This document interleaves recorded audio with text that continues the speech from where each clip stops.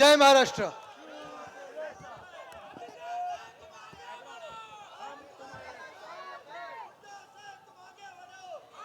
मला माहिती आहे दुपारचं ऊन चढत चाललेलं आहे, तापमान वाढत चाललेलं आहे आणि राजकीय तापमान देखील गरम झालेलं आहे। आता येताना जेवढे आपण इथे सगळे मला भेटायला, मला आशीर्वाद द्यायला जमलेले आहात, 2-3 ठिकाणी आम्हाला संजोगजींनी सांगितलं होतं की जरा थांबायला लागेल, स्वागत घ्यायची आहेत। पण ती स्वागत एवढी मोठी होती, एवढी गर्दी होती की जणू काय तिथे देखील आपली एक चौकसभा होते की काय, एवढं प्रेम आज मला पिंपरी चिंचवडमध्ये दिसायला मिळतं। भीती नुसतं त्या जेसीबीची वाटते जेव्हा फुलं असतात त्याच्यात, तेव्हा तर गाडी मी थोडी पुढे न्यायचो कारण ते जेसीबीच उलटा होतो की काय बघायला लागतं। खेकडे राजकारणात खूप असतात, पण हे प्रेमाचा जेसीबी आहे। नाही, ऐकू नाही आलं? आज आनंद ह्या गोष्टीचा देखील आहे की जेवढे इथे पुरुष दिसत आहेत तेवढे महिला देखील दिसत आहेत मला, आणि ही शक्ती खूप महत्त्वाची असते, हे आशीर्वाद खूप महत्त्वाचे असतात। आपण सर्व एका जिद्दीने एकत्र आलेलो आहोत, एका ताकदीने एकत्र आलेलो आहोत। ना हातात आपल्या खोके आहेत, हे काय लिहिले, ईव्हीएम हटाओ देश बचाओ। मी म्हणीन पहिलं खोके सरकार हटाओ आणि महाराष्ट्र बचाओ। बसून घ्या दादा, बसून घ्या, बसा बसा, आपला मेसेज पोचला। पण आज एका वेगळ्या जिद्दीने आलं, ह्या गद्दारांसारखं आपण वेगळा कब्जा करून बसलेलो नाही आहेत खुर्चीवर। ह्या गद्दारांसारखे आपल्या हातात खोके नाही आहेत, ह्या गद्दारांसारखे आपल्या हातात, आपल्या हृदयात मस्ती नाही आहे, आपल्या डोक्यात माज नाही आहे, पण आपल्या प्रत्येकाच्या हृदयात जे प्रेम आहे ते प्रेमाचं बंधन आपल्याला एकत्र आणतं। आणि हे प्रेम नुसतं एकामेकांसाठी नाही, तर आपल्या महाराष्ट्रासाठी जे प्रेम आहे ते प्रेम, ती भावना आपल्या सर्वांना एकत्र आणत आहे। आज आपण पाहत आहोत, गेले 2 वर्ष एक अवकाळी सरकार आपल्या डोक्यावर बसवलं गेलं आहे, आणि अवकाळी सरकार जे होतं खरं तर चांगलं चाललेलं, आपलं जे महाविकास आघाडीचं सरकार होतं ते सरकार यांनी गद्दारी करून बाजूला पाडलं आणि अवकाळी खोके सरकार आपल्या डोक्यावर बसवलं। नाही, ऐकून आलं परत काय? बघा, इथे प्रचाराची गरजच नाहीये।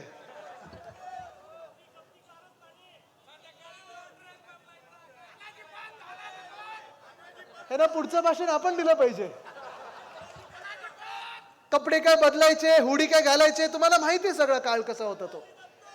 पण तुम्ही मला सांगा, जे भाजप प्रणित खोके सरकार बसलेलं आहे मिंदेंचं, 2 पक्ष फोडले, एक परिवार फोडला, खोके सरकार डोक्यावर बसवलं, एवढं सगळं केल्यानंतर खुर्च्या त्यांना मिळालेल्या आहेत, पण महाराष्ट्राला काही मिळालंय का? 2 वर्षामध्ये एक नवा उद्योग आपल्या राज्यात आलाय का? नाही आलाय। आता पण तळेगावला होतो, मागच्या वर्षी देखील आम्ही तिथेच एक मोर्चा काढला होता, मोठा मोर्चा निघाला होता, आणि तो मोर्चा एवढ्यासाठीच काढला होता, आक्रोश मोर्चा होता, तरुणांचा मोर्चा होता, कारण जे वेदांत फॉक्सकॉन ही कंपनी आपण ऐकली असेल सगळ्यांनी। वेदांत फॉक्सकॉन बद्दल किती लोकांनी ऐकलं? जरा हात वरती करून दाखवा। सगळ्यांनी ऐकलं ना? तळेगावमध्ये येणार होतं जेव्हा आपलं महाविकास आघाडीचं सरकार होतं, काँग्रेस असेल, राष्ट्रवादी काँग्रेस असेल, उद्धव साहेबांना सोबत देऊन शिवसेनेच्या सोबत उभे होती, अन्य मित्र पक्ष होते आपले, हे सगळेच लोक जेव्हा आपण सरकारमध्ये बसलो होतो, महाराष्ट्रासाठी आपण लढत होतो, झगडत होतो, आणि सगळे एकत्र येऊन आपण महाराष्ट्राला पुढे नेण्याचं काम करत होतो। उद्योग क्षेत्रातच बोलायचं तर कोविड काळ सुरू असताना देखील अर्थचक्र देशाचं बंद पडलं होतं, तरी देखील आपल्या महाराष्ट्रामध्ये आपण 2 की 3 मॅग्नेटिक महाराष्ट्र हे समिट घेतले आणि 6.5 लाख कोटीची गुंतवणूक आपल्या राज्यात आणली। लाखो तरुण तरुणींना रोजगार निर्माण होतील अशी आपण पावलं उचलली होती। पण ज्या मिनिटाला सरकार पडलं त्या मिनिटाला सगळे उद्योग एका मागोमाग एक पाठवायला लागले। ते कुठे? बरोबर ना? मला तुम्ही सांगा, वेदांत फॉक्सकॉन पाठवलं कुठे? एअरबस टाटा पाठवलं कुठे? मेडिकल डिव्हाइस पार्क पाठवला कुठे? बल्क ड्रग पार्क पाठवला कुठे? फिल्मफेअर अवॉर्ड पाठवलं कुठे? मग आता वर्ल्ड कपची फायनल पाठवली कुठे? 40 गद्दार पळवले कुठे? कळलं आता सगळं का होतं हे?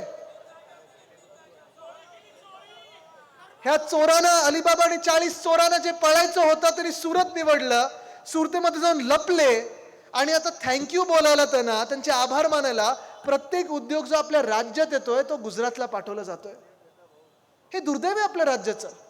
मला वाटलं होतं की तुम्ही 2 पक्ष फोडले, एवढे हजारो कोटी वापरून ह्या चोरांना विकत घेतला, 40 चोरांना. त्याच्यातले खासदार काही इकडचे एक आहेत, लपत छपत कसे गेले तुम्हाला माहिती आहे सगळे. हे सगळे सुरतेला पळाले, गुवाहाटीला पळाले, गोव्याला पळाले, टेबलावर चढून नाचले देखील, पण त्यांची सुरत आता दाखवण्यासारखी राहिली नाहीये. इथे माथेवर त्यांच्या गद्दारीचा जो शिक्का बसलाय ना, तो जीवनभर त्यांचा शिक्का बसणार आहे.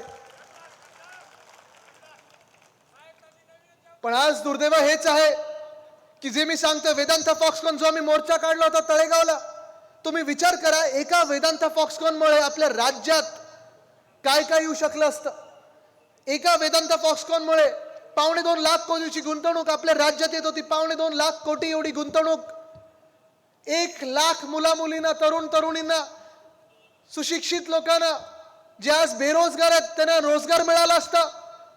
पूर्ण आपल्या परिसरामध्ये किती चांगले अजून गोष्टी उभारू शकलो असतो आपण. आणि महत्वाची गोष्ट म्हणजे या 1 लाख लोकांसोबत, म्हणजे तुम्ही विचार करा, वेदांता फॉक्सकॉन हा 1 लाख लोकांना रोजगार देणार होता. वेदांता सोबत 160 छोट्या मोठ्या क्लस्टर इंडस्ट्री येणार होत्या.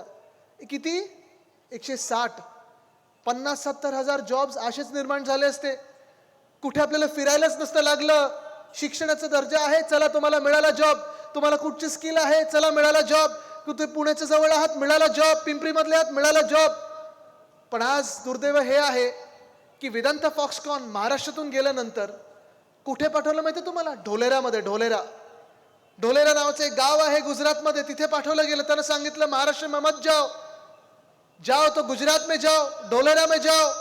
आणि ढोलेरामध्ये गेल्यानंतर त्यांनी जाऊन पाहिलं, तिथे ना वीज आहे, ना पाणी आहे, ना रस्ते, ना काहीच. काय म्हणजे कुठे आपलं तळेगाव आणि कुठे हे ढोलेरा. तुम्ही विचार करा. ढोलेराला गेल्यानंतर मी त्यांना फोन केला. जे उद्योगपती होते ते 2-3 त्यांच्या आजूबाजूचे होते, त्यांना फोन केला. मी बोलो काय हो, तुम्ही कशाला तिथे गेलात? तर सर आपको पता है ना किसने बोला, भाजपने हमें बोला गुजरात में लेके जाओ. ठीक आहे, मग पुढचं काय? जर महाराष्ट्रात तुम्ही असतात तर किती वर्षात तुम्ही तुमच्या उद्योगाला सुरुवात करू शकला असतात? ते बोले आदित्यजी 2 वर्षात आम्ही आमचा उद्योग इथे सुरू केला असता. बोलो ठीक आहे, मग आता गुजरातला गेलात, किती वर्ष तुम्हाला लागतील? ते बोलतात साहेब 7 ते 8 वर्ष कमीत कमी लागतील हा उद्योग इथे सुरू करायला, कारण इथे काहीच नाहीये. सुरू करायचं तर कुठून सुरू करायचं आम्हाला कळतच नाही. आम्ही हैराण आहोत कुठून सुरू करायचं. आणि मग 2-3 महिन्यापूर्वी, मला माहिती नाही तुम्ही वाचलं की नाही, पण जसा महाराष्ट्रातून उद्योग हा वेदांता फॉक्सकॉनचा गुजरातला गेला, 2 की 3 महिन्यापूर्वी फॉक्सकॉननी सांगितलं की गुजरातमध्ये आम्ही उद्योग हा सुरू करू शकत नाही, आम्ही या देशात येऊ इच्छित नाही, आम्ही हा उद्योग आमच्या हिंदुस्थानात आणणार नाही. नुकसान कोणाचं झालंय? कोण पडलं? लागलं नाही ना? ठीक आहे, बरेत का? ठीक आहे. नुकसान कोणाचं झालं तुम्ही मला सांगा. नुकसान आपलं झालंय ना? नुकसान महाराष्ट्राचं झालंय. पण अशाच बरोबर देशाचं नुकसान झालं, कारण वेदांता फॉक्सकॉन नुसतं महाराष्ट्राला नाही तर देशभरात 1 लाख रोजगार निर्माण करू शकला असता. आपल्या पिंपरी चिंचवडमध्ये असेल, आपल्या पुण्यात असेल, आपल्या तळेगावात असेल, आपल्या मुंबईत असेल, आपल्या नाशकात असेल, आपल्या नागपूरमध्ये असेल, कोल्हापूरमध्ये असेल, देशभरातून तरुण तरुणी येत असतात, प्रत्येक महिन्यात येतात. कारण त्यांना वाटतं महाराष्ट्रात गेलं तर माझं स्वप्न पूर्ण होईल, महाराष्ट्रात गेलं तर मला रोजगार मिळेल, महाराष्ट्रात गेलं तर मला नोकरी मिळेल. पण आज 1 लाख लोक या रोजगारांपासून वंचित राहिले, दूर राहिले. का? तर वेदांता फॉक्सकॉनला वरतून सांगितलं गेलं, केंद्रातून सांगितलं गेलं महाराष्ट्रात नाही तर गुजरातमध्ये जा. आणि गुजरातमध्ये गेल्यानंतर त्यांनी पाहिलं की इथे उद्योग सुरू होऊ शकत नाही, आम्हाला उद्योग बंद करायला लागेल. आणि आता नुकसान हे देशाचं झालेलं आहे. एअरबस टाटा, जसं आपण हे वेदांता फॉक्सकॉन आपल्या महाराष्ट्रात तळेगावमध्ये आणणार होतो, एअरबस टाटाचा उद्योग आपण नागपूर जवळ मिहान इथे आणणार होतो, विदर्भात आणणार होतो, रोह्यामध्ये बेल्ट ड्रग पार्क आणणार होतो, छत्रपती संभाजीनगर इथे ऑरिक सिटी आणणार मध्ये आपण मेडिकल डिव्हाइस पार्क आणणार होतो. क्रिकेट फायनल ही वानखेडेतच झाली पाहिजे होती, बरोबर की नाही? वानखेडेत झाली असती तर जिंकलो असतो ना आपण. गुजरातला गेलो आणि जाऊ दे, हे मी बोलत नाही, तुम्ही सगळे समजून घेताय सगळं काय ऐकायचं ते.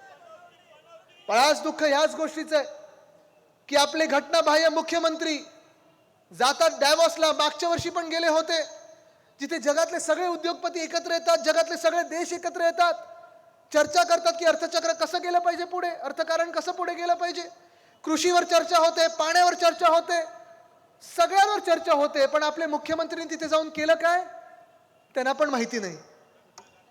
त्यांना वाटलं होतं की तिथे जाऊन काहीतरी 2-3 खासदार विकत घेता येतील की काय, 2-3 लोक अजून विकत घेता येतील की काय. तिथे जाऊन त्यांनी असं असं जरा शर्ट बीट असं असं केलं, मग असं केलं. पुढे काय 40 कोटी 40 खोके 28 तासात त्यांनी खर्च केलेत मागच्या वर्षी. किती? 40 कोटी. तुम्ही मला सांगा, तुम्ही पण सुट्टीला जाता ना इथे तिथे, गेलात कधी? लोणावळ्याला गेलात, महाबळेश्वरला गेलात, अगदी परदेशी जरी गेलात तरी एका दिवसात तुम्ही 40 कोटी उडवू शकाल का? कोणी? खर्च त्यांनी 40 कोटीचा केलेला आहे. MIDC ला विचारा, त्यांनी 35 कोटीचा अधिकृत खर्च दाखवलेला आहे. पण माझा दावा हाच आहे की 40 कोटी त्यांनी खर्च केला, 40 कोटीच्या खालती खर्च नाही केला. तेच मी सांगतोय तुम्हाला. पण या 40 कोटी खर्च केल्यानंतर 40 कोटी खर्च केल्यानंतर मला तुम्ही सांगा, आपल्या महाराष्ट्रात मागच्या वर्षात एक सुद्धा नवा रोजगार उपलब्ध झालाय का? आलाय? तुम्ही ऐकलंय? मोठे मोठे करार झाले, पण त्या कराराचं पुढे काही झालं नाही. कारण ते जे करार केले होते ते सगळे खोटे करार केले होते. जसं जनतेला ह्यांच्याकडून खोटी आश्वासनं मिळतात, तसे खोटे करार हे डॅव्हॉसला जाऊन करून आले. पण एक सुद्धा महाराष्ट्राला उपयोगी असं काही या महाराष्ट्रात त्यांनी आणलं नाही. या वर्षी देखील गेले 16 ते 18 जानेवारी गेले, परत 2 दिवस तसंच 24-28 तास जाऊन आले. खर्च तरी तसाच माफ केलेला आहे. कारण तुम्हाला सांगतो, तिथे यावेळी जाताना त्यांनी जी मंडळी सोबत नेली होती, 4-5 दलाल सोबत नेले होते, 5-6 राजकीय लोक नेले होते, पण महाराष्ट्राच्या कामाचे लोक एक सुद्धा नेले होते. आणि पुन्हा एकदा तुम्हाला सांगतो, तिथे जाऊन ज्या लोकांना भेटले त्या लोकांना ते पुण्यात पण भेटू शकत होते, त्या लोकांना ते नागपुरात पण भेटू शकत होते, त्या लोकांना ते मुंबईत पण भेटू शकत होते. पण या घटनाबाह्य मुख्यमंत्र्यांना बर्फात जाऊन खेळायचं होतं, म्हणून तो खर्च आपल्या डोक्यावर मारून गेलेले आहेत. तो खर्च तुम्ही आणि आम्ही आपल्या पैशातून देतो, करदात्याच्या पैशातून देतो. पण आज तिथे गेल्यानंतर जे चर्चा करायला पाहिजे, जी मला चर्चा करायला संधी मिळाली, मी साधा एक मंत्री होतो, मुख्यमंत्री पण नव्हतो, पण ज्या काँग्रेस सेंटरमध्ये आज जाऊन 3 वेळा बोलायची संधी मला मिळाली, ह्या घटनाबाह्य मुख्यमंत्री एकदा सुद्धा गेले नाहीत. ना कृषीवर चर्चा केली तिथे, ना पाण्यावर केली, ना नागरीकरण शहरीकरणावर केली, ना ग्रामविकासवर केली. जाऊन नुसतं करार सही करून आलेले आहेत आणि इथे मोठे मोठे होर्डिंग आणि बॅनरवर खर्च करायला लागलेले आहेत. पण जसं उद्योग क्षेत्र कोलमडलेलं आहे, तसं कृषी क्षेत्र देखील कोलमडलेलं आहेच. आपण पाहत असाल, शेतकरी आत्महत्या वाढत चाललेल्या आहेत, शेतमालाला भाव मिळत नाहीये. आज तुम्ही बांधावर जा, शेतकऱ्यांशी बोला, ते त्यांना विचारलं तर तुम्हाला पुढची पिढी तुमची आहे ती शेतीत याविषयी वाटते का, तर मला सगळे उत्तर देतात नाही. 1-2 लोकांना वाटतं की पुढची पिढीने शेतीत यावी, नाही तर सगळे बोलतात नाही आम्ही नोकऱ्यांसाठी शहरांमध्ये पाठवू. पण आज शहरांचे काय हाल चाललेले आहेत. आपण आठवा, उद्धव साहेबांचं जेव्हा सरकार होतं तेव्हा त्यांनी सांगितलं होतं, जे वचन सांगितलं होतं, वचन दिलं होतं शेतकरी बांधवांना की आमचं सरकार आलं तर 2 लाखापर्यंतचं कर्ज मी माफ करू, कर्जमुक्त करू. ते केलं, त्यांनी करून दाखवलं. म्हणजे एका बाजूला उद्धव साहेबांचं सरकार, आपण पाहता MIDC मध्ये मोठे मोठे उद्योग आणत होतो, छोटे उद्योगांना देखील आपण प्राधान्य देत होतो, वेगळा सपोर्ट देत होतो.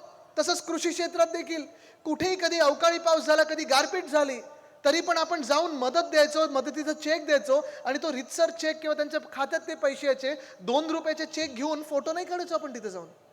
पण आज कृषी क्षेत्र कोलमडलं आहे, उद्योग क्षेत्र कोलमडलेलं आहे, शहरांचे हाल वाढत चाललेले आहेत. प्रत्येक शहरामध्ये 2-2 वर्ष प्रशासक बसवलेले आहेत. कधी TDRचा घोटाळा होतो, मला वाटतं इथे पण झालाय. संजोगजी आपणच सांगत होतात, मोठा TDR घोटाळा इथे झालेला आहे. TDRचा घोटाळा असेल, कोविड काळातला घोटाळा असेल, रस्त्याचे घोटाळे असतील, कचऱ्याचा घोटाळा आहे. प्रत्येक ठिकाणी घोटाळा घोटाळा घोटाळाच होत चाललेला आहे. ह्या प्रशासकांना देखील मी सांगत आहे, लक्षात घ्या, हे वर्ष 2024 हे आमचं वर्ष आहे. आम्ही सरकार बसवत आहोत. तुम्ही घोटाळे करत असाल, करा, निश्चितपणे करा. या सरकारमध्ये घोटाळे चालत असतील कारण तुमचे मालक जे बसलेत, घटनाबाह्य मुख्यमंत्री, ते चोरी करूनच बसलेले आहेत, ते पक्ष चोर आहेत, ते बाप चोर आहेत.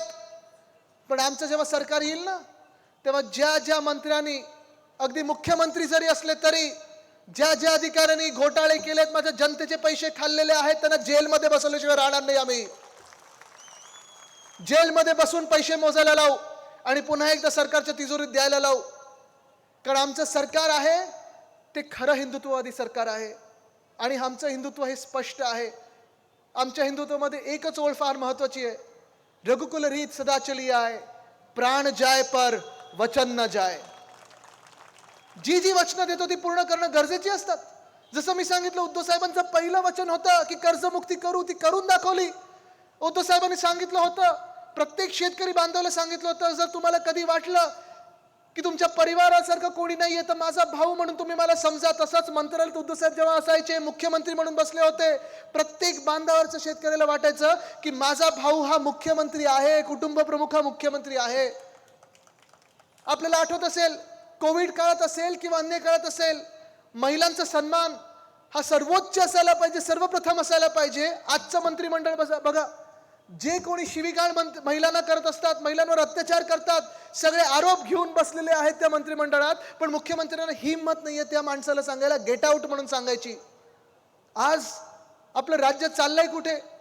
जसं मी सांगतोय की हे दोन सगळे म्हणजे शेतकरी त्रस्त आहेत, महिला त्रस्त आहेत, महिलांवर अत्याचार वाढत चाललेले आहेत, शेतकऱ्यांच्या आत्महत्या वाढत चाललेल्या आहेत, तरुण फिरतोय सगळीकडे, बेरोजगार म्हणून फिरतोय, सुशिक्षित आहे पण नोकऱ्या हातात नाही आहेत. मग शेवटचा पर्याय आपल्याला राहतो तरी काय? सरकारमध्ये नोकर भरतीचा. मग मोठी मोठी रांगा लागतात. कधी आरोग्य सेवेत भरती असेल, कधी पोलीस भरती असेल, कधी तलाठीची भरती असेल. परवाकडचाच एक घाणेरडा प्रकार जो झालेला आहे, तलाठी भरतीचा जो प्रकार झालेला आहे, मार्क मिळायला पाहिजे होते किती? जास्तीत जास्त 200, मिळालेत किती? 225. म्हणजे प्रकार असाच झाला ना की जे मुख्यमंत्र्यांना एक खातं सांभाळता येत नाही त्यांना मुख्यमंत्री बनवलं आणि मग चालू. हे कसं सरकार चालतंय? आज दुर्दैव हेच आहे की जे बिचारी मुलं आंदोलनाला बसतात, परीक्षा एकदा द्यायला, ते सगळं झाल्यानंतर परीक्षा द्यायला मिळते, त्याच्यात घोटाळा होतो, घपला होतो, पेपर फोडला जातो, पेपर फुटला जातो. मी आज त्या घटनाबाह्य मुख्यमंत्र्यांना इथून विनंती करत आहे, किंबहुना सांगत आहे, चला हिम्मत असेल ना, एक तरी निर्णय हा महाराष्ट्रासाठी घ्या की जसं राजस्थानमध्ये, जसं उत्तराखंडमध्ये आहे, तसं जो कोणी पेपर फोडेल त्याला जन्मठेपी झालीच पाहिजे, हा निर्णय आज घ्या. कमीत कमी 10 कोटीचा दंड लावा, फाशी दिली तरी चालेल, पण जो व्यक्ती, जो माणूस माझ्या तरुण तरुणींचे आयुष्य बर्बाद करत आहे त्याला फासावर चढवलं तरी चालेल, पण तो परत सुट्टा कामा नाही. परवाकडेच मी ऐकत होतो की एक व्यक्ती अशी ज्यांनी 3दा पेपर फोडलेले आहेत, 3दा पेपरला बसलेला आहे, कारण अटक होते जामीन होते, अटक होते जामीन होते, परत पेपर फोडतो. जाणार कुठे ही सगळे मुलं? म्हणजे आपण शेतकरी म्हणून आपलं काही चांगलं चाललेलं नाहीये. नोकरी पाहिजे तर आपल्याला प्रायव्हेट सेक्टरमध्ये नोकरी मिळत नाही, नवीन उद्योगधंदा आपल्या राज्यात येत नाही, नोकर भरतीमध्ये सगळं काही आपण उन्हातानात पाहतोय, आपण भूक ताण सगळी विसरून कधी फिजिकल एक्झाम देतो, कधी रिटन एक्झाम देतो. हे सगळं करून जेव्हा तुम्ही अधिकारी बनता, आज दुर्दैव ह्या राज्याचं असं झालेलं आहे की प्रत्येक जिल्ह्यामध्ये, प्रत्येक शहरामध्ये, प्रत्येक गावामध्ये बदली पोस्टिंगसाठी देखील हे गद्दार 40 चोर हे तुम्हाला पैसे मागत आहेत, बोली लावली जात आहे. SP बनायचं, DSP बनायचं, CP बनायचं, MC बनायचं, AMC बनायचं, ह्याला बोली लावली जाते. तुम्ही अधिकाऱ्यांकडून पैसे मागताय, जनतेचे पैसे ओरबाडताय, महाराष्ट्राला लुटताय आणि हे सगळं करून सगळे उद्योगधंदे जे आहेत ते गुजरातला पाठवतात. गुजरातला सगळं जाण्याची माझं दुःख नाहीये. प्रत्येक राज्यात जे काही त्यांच्या हक्काचं ते गेलंच पाहिजे, ही माझी भूमिका असते. आसामला आसामचं मिळालं पाहिजे, मणिपूरला मणिपूरचं मिळालं पाहिजे, केरळात जे येणार आहे ते केरळाला जायला पाहिजे. पण जे माझ्या महाराष्ट्रात 100% येणार होता तो घास आमच्या हातातला खेचून जेव्हा गुजरातला देतो ना, तिथे मला राग येतो. आज जो काही आपण महाराष्ट्र म्हणून अन्याय सहन करत आलेलो आहे, कुठे ना कुठे तो थांबलाच पाहिजे, हा निर्धार आपण आता केला पाहिजे. गेले 2 वर्ष आपण पाहतोय ह्या गद्दार सरकारमध्ये एकतर आपण पाहत आलेला आहात, संविधानाला ह्यांनी बाजूला ठेवलेले, जे डॉक्टर बाबासाहेब आंबेडकरांनी संविधान आपल्याला दिलेलं आहे, आपल्या देशाला लिहून दिलेलं संविधान आहे. आपण सगळे आंबेडकर प्रेमी जनता आहोत ना, संविधान आपण सगळे मानतो ना.